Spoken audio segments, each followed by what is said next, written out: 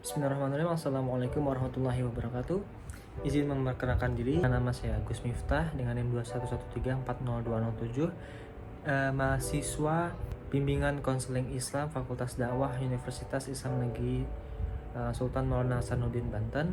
Yang kali ini saya membuat video ini untuk tugas UAS mata kuliah Al-Quran dan Hadis BK yang diampu oleh dosen pengampu Dr. Anda Eni Nuraini MSI. Nah, video kali ini merupakan laporan praktik pelaksanaan konseling keluarga ya. Nama saya Agus Miftah sebagai konselor ya.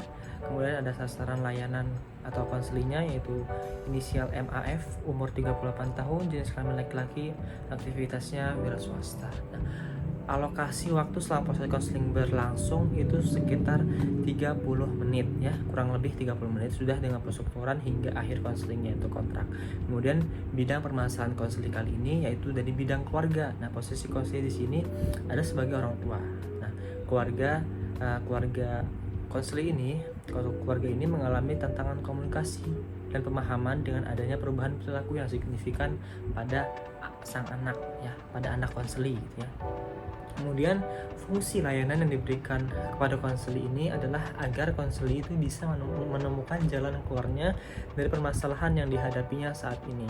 Kemudian bentuk layanan yang dilakukan dalam konseling ini adalah konseling keluarga. Artinya pendekatannya melibatkan anggota keluarga dalam proses konselingnya dengan tujuan meningkatkan pemahaman, komunikasi, dan hubungan antar anggota keluarga.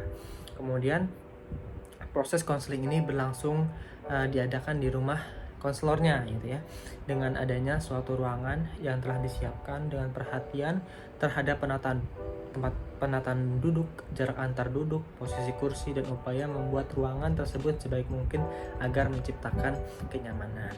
Nah, kemudian topik atau pembahasan konseling keluarga ini, jadi sang anak ini menunjukkan gejala perubahan perilaku yang mencemaskan. Ya, ini lebih tertutup dan sulit berkomunikasi dengan orang tuanya. Orang tua merasa cemas dan tidak mengerti perubahan tersebut serta merasa kesulitan menjalin komunikasi yang baik dengan sang anak tanpa menimbulkan konflik. Ya. Di sisi lain, sang anak merasa tidak dimengerti dan seringkali merasa ditekan oleh aturan-aturan di rumah. Ia merasa sulit untuk menyampaikan perasaan dan pikirannya kepada orang tuanya. Nah, konflik dan ketegangan ini pun semakin meningkat ya di dalam keluarga. Kemudian apa sih tujuannya? Tujuannya yaitu tujuan dari layanan ini memahami perubahan dan tantangan perkembangan yang dihadapi oleh anak remaja. Kemudian meningkatkan keterampilan komunikasi orang tua nih dalam mendukung perkembangan anak remaja. Selanjutnya itu mengidentifikasi harapan dan kebutuhan orang tua serta anak remajanya tersebut. Kemudian membangun kembali hubungan yang positif dan sehat dalam keluarga. Kemudian langkah-langkah kegiatan layanannya, yang pertama pada tahap awal ini yang dilakukan konselor adalah melakukan attending atau persiapan untuk melakukan konseling dan memberikan kenyamanan kepada konseli untuk mengakrabkan satu sama lain seperti perkenalan konselor hingga menanyakan tentang kabar hingga aktivitas yang sedang sibuk dilakukan. Nah, dalam tahap awal ini pun teknik penstrukturan disampaikan untuk menyampaikan persepsi konselor dan konseli sebelum melanjutkan ke tahap inti yaitu proses konseling. Nah, penstrukturan kali ini menyampaikan apa itu konseling, tujuan dari konseling, hingga asas-asas yang dipegang dalam proses konseling agar klien mudah dalam menyampaikan permasalahannya dan mempercayai konselor. Dan pada tahap inti, dalam tahap inti ini pun sudah mulai kegiatan konselingnya. Pada konseling keluarga ini, konseling menceritakan permasalahannya untuk mengatasi tantangan dan dalam mendukung perkembangan anak remaja yang sedang mengalami perubahan perilaku. Nah, konselor hanya memberikan sebuah teknik dorongan minimal agar konseling terus bercerita dan menumpahkan segalanya di dalam konseling kali ini. Nah, dalam tahap ini konselor melakukan pendekatan hadis dan Al-Quran untuk bisa memberikan pengingat kepada konseli. Nah, konselor menyampaikan beberapa dalil diantaranya pada Quran surat Al-Furqan surat ke-25 ayat 63, wa ibadur rahmanil ladzina yamshuna 'alal ardi hauna. Dan hamba-hamba Tuhan yang Maha Penyayang itu ialah orang-orang yang berjalan di atas bumi dengan rendah hati.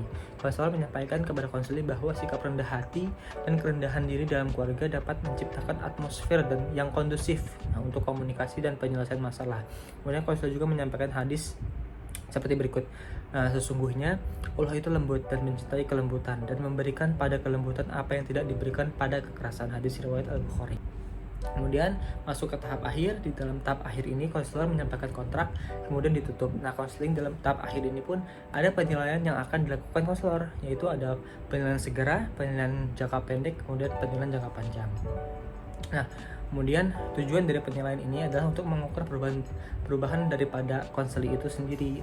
Melalui konseling keluarga ini diharapkan pihak orang tua dapat mengatasi ketegangan dalam keluarga dan membangun hubungan yang lebih sehat dengan sang anak selama masa remaja yang penuh tantangan.